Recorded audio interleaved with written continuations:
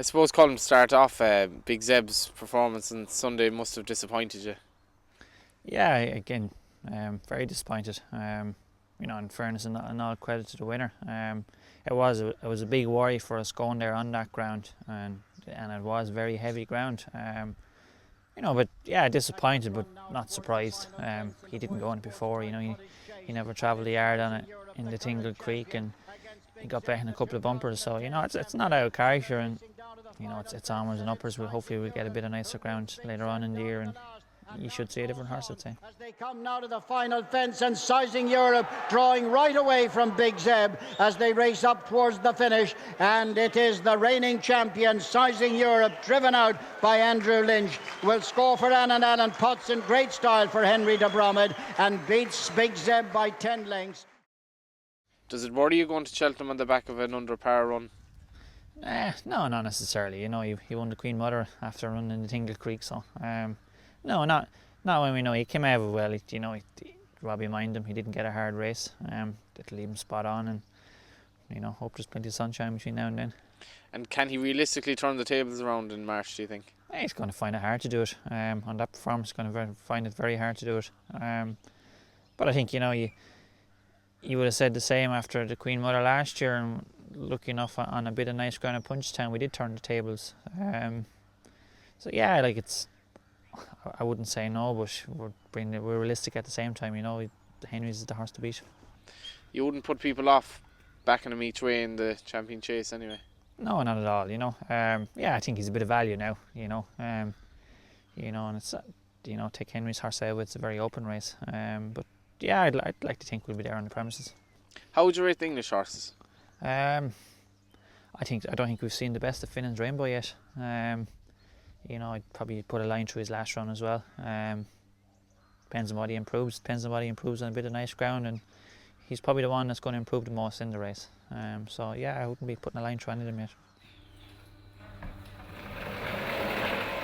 Now, when she ran at Cheltenham 2 years ago, people sort of thought maybe she didn't stay, maybe she didn't have the class on the day, but you've always said that she wasn't herself at Cheltenham that time. No, she got revved. She was revved for the couple of days she was over there, and she was like a scalded cat in the race. She was so free the whole way. And considering how free she was, she ran an absolute blinder to finish third. She was free down to the second last hurdle, and she broke hurdles. She'll have to settle to have a realistic chance over there. Zaidpour on the rail leads Volar Levedette. The pair have gone on from Benash. What would you make of the Galmoy? It was obviously a bit of a farceful race in some respects. Yeah, it was our own fault for changing things. We've dropped her out every race so far this year, and it's the key to her, and changed tactics and paid the price. It wasn't a true test, but I'd like to think running the game we do things different, and hopefully, put a line through it as well. What race will she go for, do you think? I'm not sure, and there's no guarantee she'll go for any race. She has entries. She'll again, there's the Buying Hurdle in Navan as well, so again we may sit down and discuss it, but there's no guarantee she'll go for any race yet. Why would she not go to Cheltenham? Because there's some very good races here. She won in the Buying in Navan, she won in Ferryhouse last year. She went to Punchestown after it, so if she goes to Cheltenham, she probably won't go to any of them. I suppose if you're talking percentage-wise, would you say she's 50-50 for Cheltenham, or I'd say that's all 50-50. Something like that, yeah.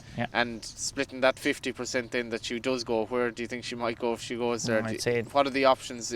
How would you assess the two options? I'd say if she goes to any, it'd more than likely be the World Hurdle.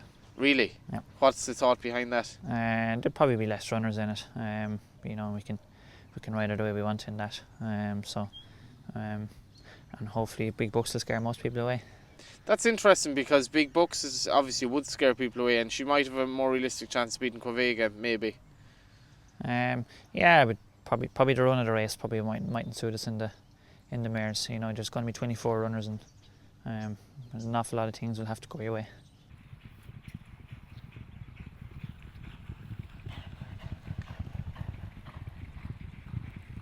How many Cheltenham horses will you have? Probably 3-4 maybe. I'm guessing Zeb has booked his ticket over there. Valère, you know, she's entered and she deserves to go. I'm not sure about the handicap yet, but it could be 1 or 2 there for them. Glam Jerry, there's a chance maybe he could get an entry, sort of, you know. I'm not really sure. Hard hat, we're talking about it, you know. There's possibility maybe of entry for him as well. So, but no, there's nothing jumping out now to keep an eye on the handicaps. Are you happy with Glam Jerry's tie yesterday's one? Yeah, considering he's only a novice, really, you know. He won beginners, or he won a handicap in Leopardstown. You know, it was only his 4th run, and it was his 5th run over fences. So considering, yeah, it was a fair performance. You're still quite bullish about one of yours running a big race if they go over there, particularly Big Zeb. Yeah, again, they won't be going over to make over the numbers, and it's probably the loneliest place in the world when they run bad. So, yeah, we'll be going there with. If they go, they'll be going there with chances, I'd like to think.